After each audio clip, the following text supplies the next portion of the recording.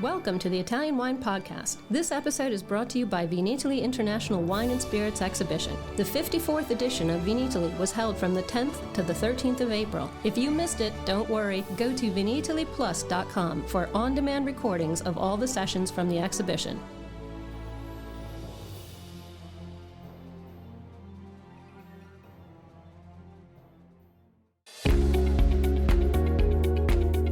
Italian Wine Podcast, a Wine2Wine Business Forum 2021 media partner, is proud to present a series of sessions highlighting the key themes and ideas from the two-day event held on October the 18th and 19th, 2021. This hybrid edition of the Business Forum was jam-packed with the most informed speakers discussing some of the hottest topics in the wine industry today. For more information, please visit wine2wine.net and tune in every Thursday at 2 p.m. Central European Time for more episodes recorded during this latest edition of Wine2Wine Business Forum.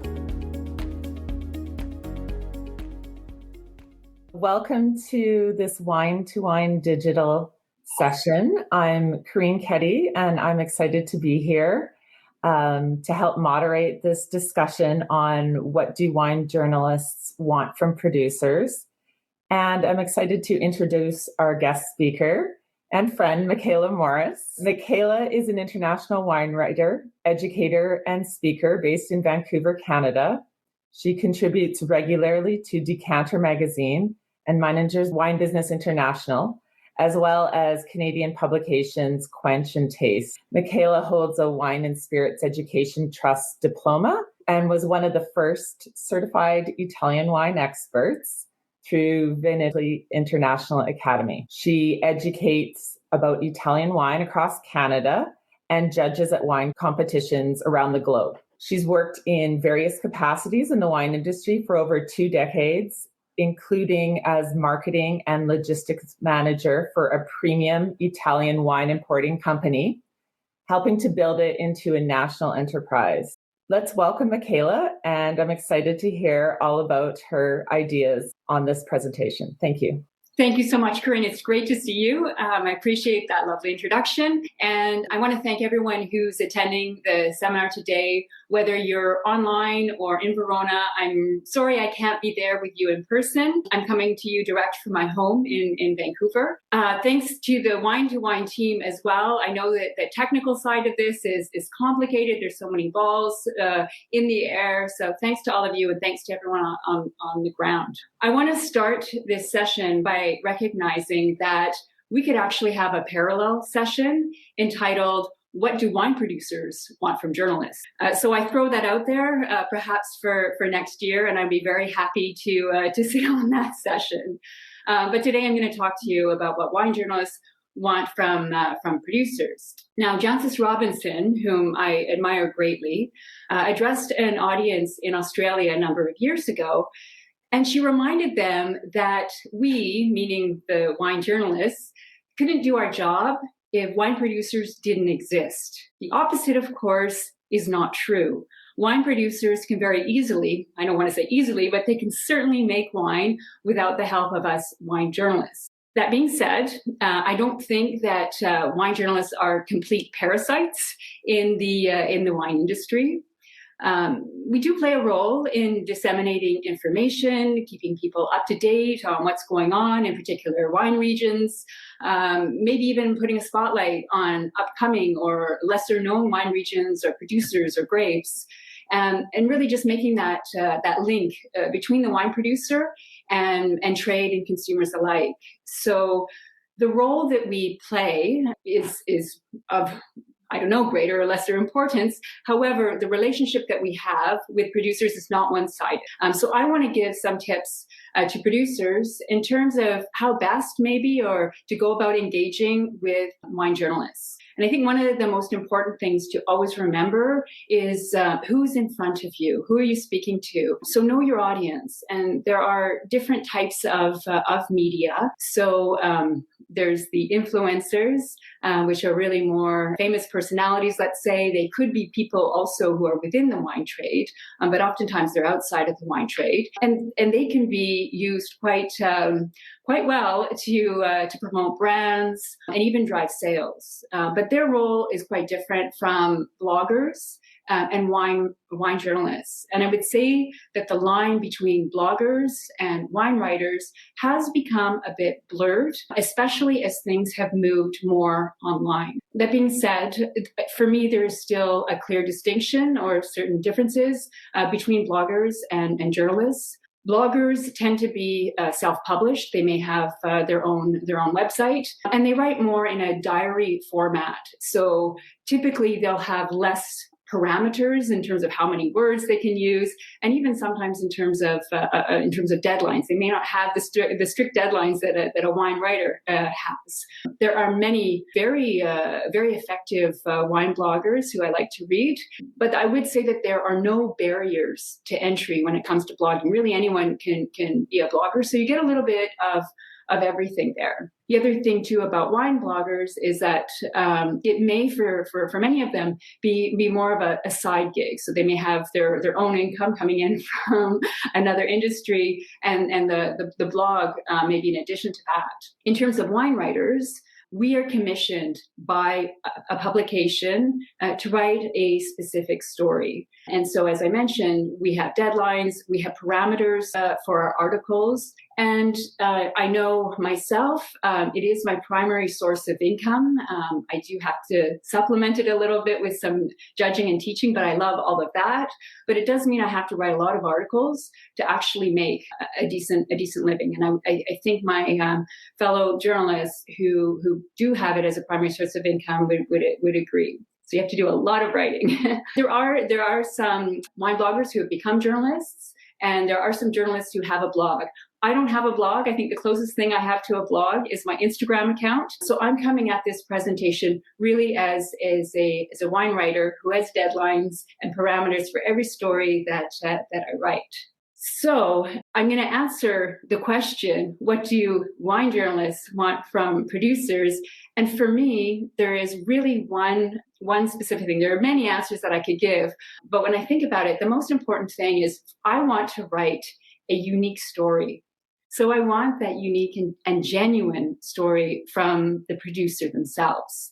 I want all of the juicy details. I want the technical side, but especially when I'm visiting a producer, it's really part of the visit is to get into the personality of the producer and also the winery themselves.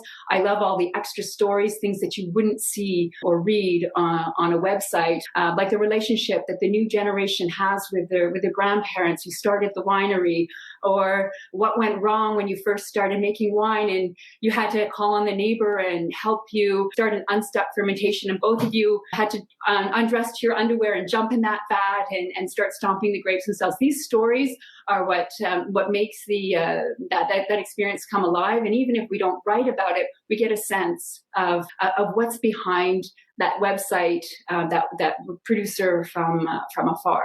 So give us all of those juicy details. And that means, in terms of communication, to be specific in your communication. So I'll give you an example. I cover the new releases from Tuscany every year for Decanter magazine. And so I'm tasting a lot of Reserva wines. And I ask, so how do you make your Reserva? And the answer is often from the best grapes. But what is it that makes those grapes the best? Because there are only so many tasting notes I can write to say that your Reserva is made from the best grapes. Is it from a specific vineyard? Is it from the oldest vines? Does it come from all of the vineyards and you're making a specific selection? How do you make that selection? How is it done that year? So getting into those details helps us understand the wine better in the glass. Another example would be saying that you're sustainable. Well, what is it that makes you sustainable beyond organic viticulture, whether you're certified or not? How have you lowered your carbon footprint? Tell me about your waste management program and also what you're doing in your local community to help that be sustainable as well, and perhaps the investment that you've made in your workers. One of the publications that I write for in Canada is called Quench magazine, and it's recently been relaunched in its print format. And one of the sections that we have is specifically on our sustainable picks. And when I write my tasting note, I'm not just writing about what I taste and smell in the wine. I'm also writing about those specific practices that a winemaker or a winery is doing towards sustainability so that we can educate consumers as to what sustainability is actually about. So please be specific. One final example in that is that I cover, when I'm covering when I'm doing a vintage report for Decanter, I'm talking about, I want to know how the vintage was, not just if it was good or bad, but how was the weather conditions throughout the growing season? Were there problems with hail or frost or drought? When did that occur? What did you do to mitigate it? And how did those affect your decisions in terms of vinification, the temperatures of vinification, how long was the maceration? And when you talk about aging vessels, there are so many different shapes, sizes, provenance, ages of oak barrels. Let us know specifically. The more information that we have as journalists, the more details we're able to share with our readers. And I take all of that information and I taste the wine, and I pull from that information what it is that I want to, what I believe may have an impact, or the story, not just the story of the wine, but also why the wine might taste as it does. For Decanter, I have to include 50% of my tasting note as technical details, maybe not just the vinification, but what the terroir is like, the history and the background of the producer. So it's a big help the more details we have. So don't be afraid to discuss what was challenging and be honest about those challenges. Challenges add drama, and drama makes for a great story, especially if it's a happy ending, meaning a great wine at the end of the day after all of those challenges. But address them honestly, speak to us honestly about them. I would also encourage producers not to be afraid to speak off record. And I think that I speak for most of my colleagues in that if you tell us that something is off record, I know for me personally, I will keep that off record. Why I say that is that those off record conversations are just as important as the on record or for the record conversations, because they do give some background and context as to perhaps, some issues throughout the vintage or things that are going on in the region. It may help us investigate things further. And if we do end up writing about said issue, we won't implicate a particular producer, but we're able to investigate further. So I love those off-the-record conversations myself. So that's what we want. We want the juicy details. We want all of the specifics. If I could now say what we don't want, or perhaps what I don't want, and a lot of that is around point scores. So when I'm tasting a wine with a producer, one of the details I actually really don't need is what another journalist scored that wine or what awards it won. I am so happy for you if you have had great accolades, and that should be celebrated and shared on social media. It can be disseminated as well to consumers. Your importers are going to want to use that to help sell the wine. It's absolutely great information. But for me, as a journalist, I'm there to assess the wine for myself. So it's not one of the details I'm actually looking for. And if I could speak further about wine scores, it's always important to remember that wine journalists who give out point scores have their own individual scale, and they are not equal from one journalist to the next. There are some who have who score wines higher, some who score them lower. So it's within the context of a single journalist. You do not need to thank a wine journalist for giving you a high point score, nor do you need to berate a wine journalist for giving you a low, or what you might deem a low point score. It's our job. And we're not giving you the point score to do you a favor, nor are we doing it to be mean. I always try to be respectful in my tasting notes.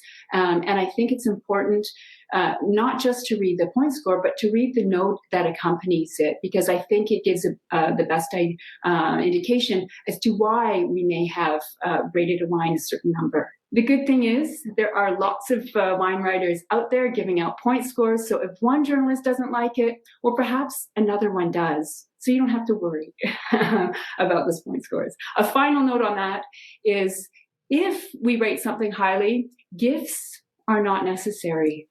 In fact, it makes me uncomfortable to receive gifts from producers, and I think that's important to be said. So, visiting producers, it's actually my favorite part of the job. I'm always very grateful for the time and generosity that producers show when I arrive, especially if it's harvest time and I know how busy you are. It's a really special time for me to understand a little bit more in depth the producer and their wines. And I also think it's a really important moment for the producer as well, hopefully. So I want to just give a few tips perhaps on how you can go about preparing and managing these visits. It goes back to what I say at the beginning, where you want to know your audience, who's showing up at the winery. Is it a group of lifestyle writers who may want a little bit more romance and a little bit less technical information? Or is it a wine journalist who really wants to get into those details? One of the biggest discussions or the ongoing discussions that I have with fellow wine writers is about spending time in the vineyard rather than spending time in the wine cellar. It's so amazing because so many producers say that wine is made in the vineyard rather than in the cellar, and yet we still turn up at wineries, and we're not even taken to see a vine. We're taken into the cellar, and I know there's a big investment that goes into the cellar, and there are things that we can learn from going into the cellar. But in general, most wine writers want to see the vineyards because that's really sets it apart from another region, and even perhaps from your neighbor.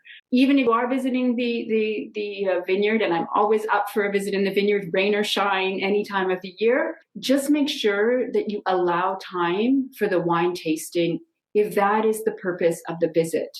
There are some wine writers who actually don't need to taste the wines when they show up at the winery because maybe they've had samples sent to them already. But many of us haven't had that opportunity. So that tasting is really important. And I need time to write my tasting notes and to give the wine the time in the glass that it needs. So just always allow time for that. I would also say put your best foot forward. So open up a fresh bottle. If you feel like it needs air, certainly you can open it up ahead of time and decant it. That's no problem.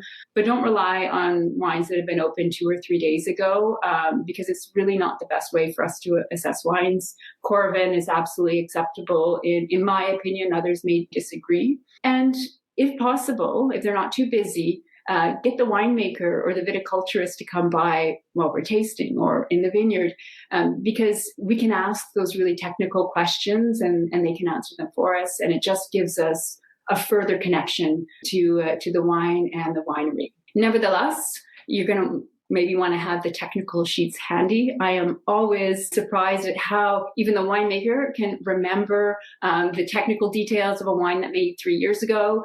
And inevitably, there will be an annoying journalist like myself who wants to know the pH of a certain wine. So having those handy is always helpful, but I will not take them with me when I leave the visit.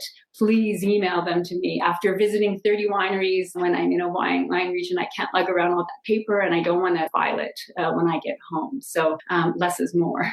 The other point that I think is important to make, and especially for myself, because I do a lot of visits actually on my own rather than in groups, and that is silence is golden when we're tasting. Do not be afraid of that silence. I need time to listen to the wine and to write my note. And if I have to be constantly engaged in a dialogue, I'm not going to write down what I need to. And if I visit 30 wineries, I'm not going to be able to remember that wine when I get home. So don't be afraid of those silences. I know they can be uncomfortable, but sometimes I feel like it's such a blessing when we have a moment to actually just look at the wine and in silence. this is the opportunity. Visits are the opportunity for you to ask for feedback. I think it is absolutely acceptable to ask those in front of you tasting the wines what they think. However, I would ask you to wait until we've tasted all of the wines so that we have a global idea of the wines, and so there's not that constant discussion while we're tasting. And I would also say that if you ask for feedback, you have to be prepared to receive it and allow for that honest communication from whoever is tasting the wine. In some ways, you could think about these visits as having some free consultancy, and that doesn't mean that what a wine journalist says to you is the gospel truth. But I do think it's good to listen to what someone's saying to you, and sometimes you may get the same feedback repeating, and you may want to look at that and do what you want with that information, but they may even be giving you information about a certain market that they're coming from and why a certain wine wouldn't be suitable for that market or why it might be. Now, I'm talking in this session as a monologue, but this is something that I would caution against when you have a group of wine writers in front of you. Really try to conduct your visits as a dialogue. I was just in the Okanagan Valley, which is our local wine region of British Columbia, with a group of other wine writers.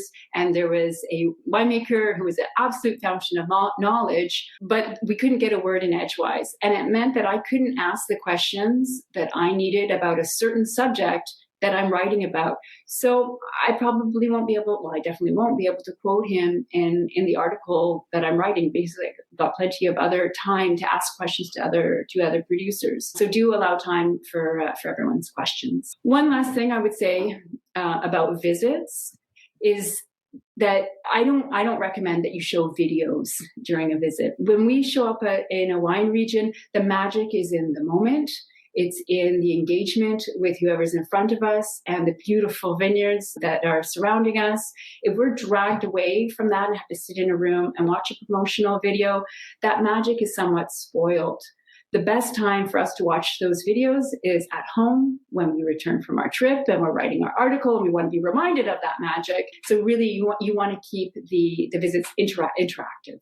Unfortunately, we haven't been able to do as many visits over the last year and a half. So there's been a lot of communication from afar. So the communication from afar happens in different aspects, but websites are, I think, more important than ever in some regards. So I think there's a session probably on websites in Wine2Wine, but you really want to keep your website up to date and put in some of those specific details.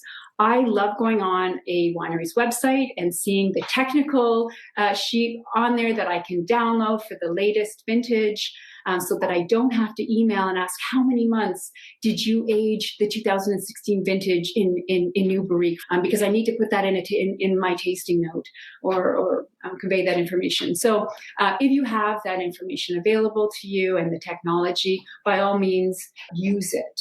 There's a lot of emails as well for that communication from afar. And for me personally, email is my preferred choice of communication, especially for professional manner. If you're wanting to send me updates on your new releases, I don't always respond to social media just because there's too much coming at me at the same time. Get to know the journalists that you're corresponding with. They may feel differently than I do.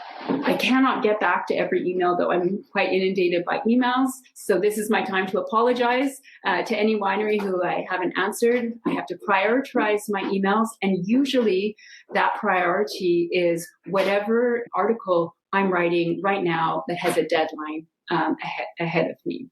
I do want to talk a little bit about some tips for trip organizers, but I do before I move on to that, just one last thing in terms of the relationship between producers and wine journalists directly, and that's about sending samples. I receive a lot of samples. I get a lot of requests to receive samples. I don't review every wine that is sent to me. I will review the good ones, the best ones, the ones that I think are worthy of a review, but I also need to find an article to put them in. So I can't do ad hoc reviews.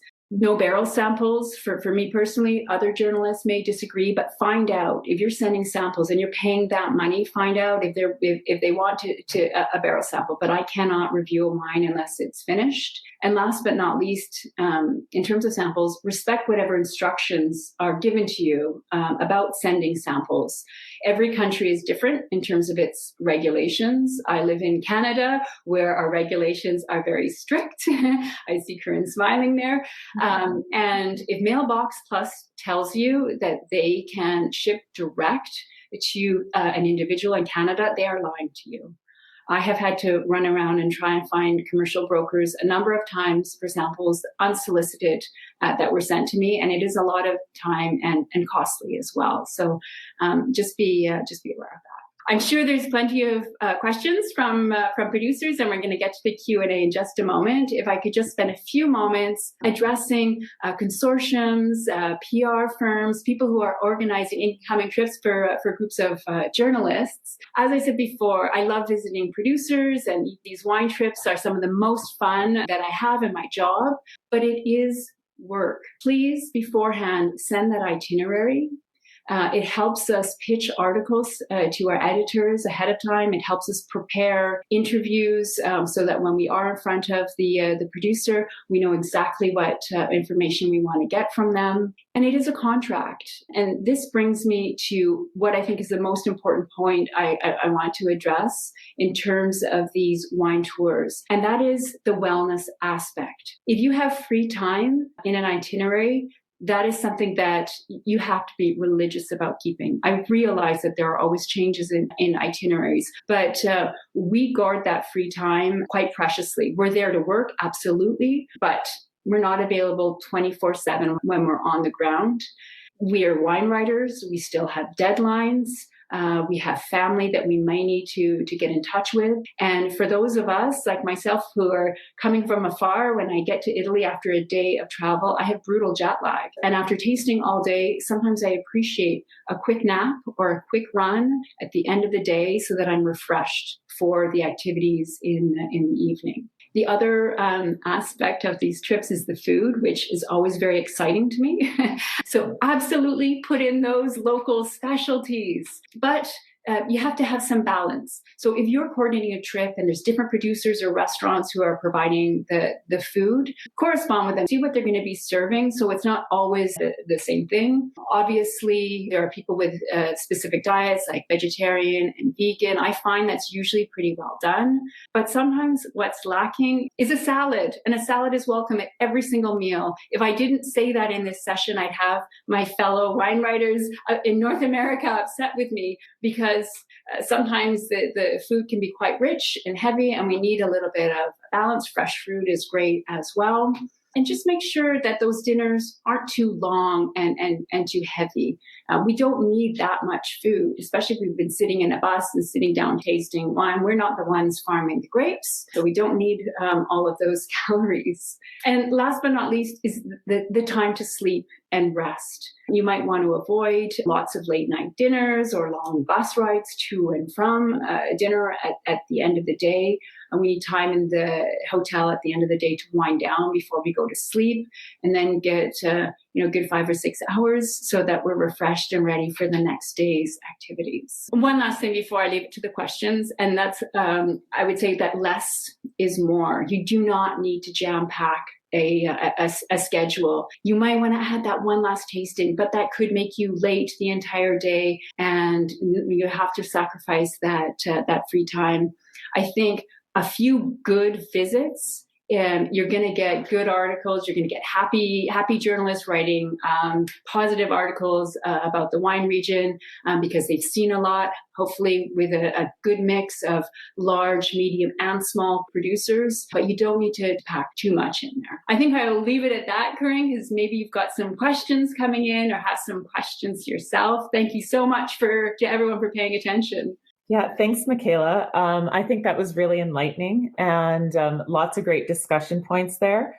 I haven't seen any questions come in, but I think there was some great discussion in the chat while you were presenting. I think Mike Medeo made a great point. He said, in technical sheets, it's really important to not just have a generic technical sheet, but to have vintage specific technical sheets. And I think that was a really good maybe addition to some of the things you were discussing. I'm sure you've run into that in the past Absolutely. And exactly, because we always say that vintage matters as well. And if I'm reporting on Brunello, I do think that what a producer does from one year to the next is different. So yeah, and I know that it's a lot of work, and especially for some smaller wineries that may not have the time to update their technical sheets. But if you can spare the time and you do have the technology to put it onto your website, an updated one specific to the vintage is always welcome. Absolutely. I think another thing that you were talking about, which I know I ran into, was receiving samples from someone. And they had included promotional material within it, which really kind of screwed up the logistics of getting the liquor boards releasing the wines. It was a little bit of a nightmare for myself, I know, running around, and maybe you might want to just comment on something like that. Yeah, absolutely. That it goes back to what I said about asking for what the specific instructions are and following them, and not think like I've worked in the wine industry for 25 years. Corrine probably, I know for a while as well. So we know what the regulations are. So when we give you our instructions, maybe stick to them. And I say to everyone, like, don't put any paper in with your samples at any point. Send me what you want by email. It's so much easier to file. I throw away everything that I'm given, not throw away, actually try to recycle it. But better than recycling is to reduce. And I think a lot of us are really in that mindset. So, be really careful about sending promotional material, especially to markets that are quite controlled, like Canada. Yeah. We have a question here from Richard. He says, would you expect producers to provide English translation services? That's a great question. And it was something that I had wanted to address in my presentation. I'm lucky to speak English, obviously, French, Italian, and some Spanish. I always ask, though, that producers speak slowly because my Italian, I'm not completely fluent, and Spanish even less so. That is a big ask. It is an extra thing. I've been on visits where the producer has asked their neighbor or a sommelier that they know who speaks English as well, and they've been so kind as to bring that person along. It's definitely a benefit, because if we are not speaking the same language, it becomes difficult to convey those stories. Nevertheless, I find humans like to communicate, and especially in person, there is a lot that you can do even if you don't speak the same language. But certainly, if it's possible to bring a translator to the visit, and to the producers who are speaking their own language and having the translator there, again, don't speak in paragraphs, speak in sentences so that the translator can actually translate what you're saying. Because I do speak Italian, sometimes I hear the translation and the producer has spoken so long that a lot of the information gets lost in that translation. If you have gone that extra step to get a translator, really help them do their job so that they can communicate all of those details to the journalist.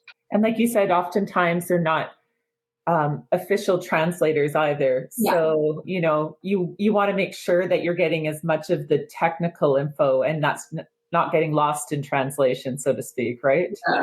Yeah. Excellent. Fantastic. Yeah, I think that was most of the questions we had for today. Is there anything else you want to just finish off closing with? I'll just reiterate the session takeaways. Really, to know your audience and to communicate to them honestly, clearly, thoroughly, and engagingly. Give us all the juicy details, technical and otherwise. Also, plan ahead for any visits you have to ensure that the priorities of that visit are met. I hate getting to a winery and then I didn't get to ask my questions or taste the wines that I wanted to, because I only had that opportunity to visit the winery. And then last but not least, for trip organizers, make wellness a priority. And this means the free time, a well-balanced diet, and allowing proper sleep to the journalist. Hopefully that helps. Thank you, Corrine, for moderating this. Absolutely. Yes. Thanks, Michaela, for a great session. And I'll be excited to hear next year's version, like you said. Absolutely. I'll be there for that. Hopefully in person in Verona. Absolutely. Absolutely. Okay. Well, thank you very much. And with that, we'll close the session. Thank you. Thank you. Thanks for listening to this episode of the Italian Wine Podcast, brought to you by Vinitaly International Wine and Spirits Exhibition, the biggest drinks trade fair in the world. Remember to subscribe to Italian Wine Podcast and catch us on SoundCloud, Spotify, and wherever you get your pods. You can also find us at ItalianWinePodcast.com.